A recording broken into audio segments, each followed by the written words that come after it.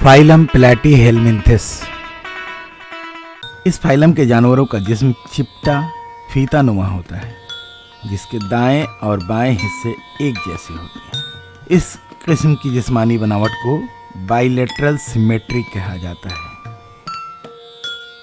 इन जानवरों के जिस्म में मुंह ही वाहिद सुराख होता है, मैकद यानी एनस नहीं पाया जाता है।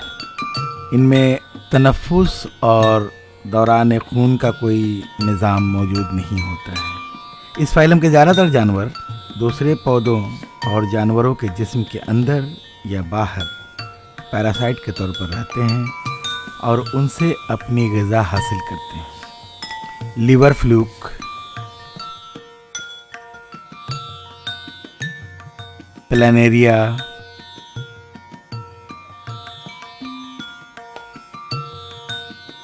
और टेपवर्म इस फाइलम के जानवरों की बेहतरीन मिसालें हैं।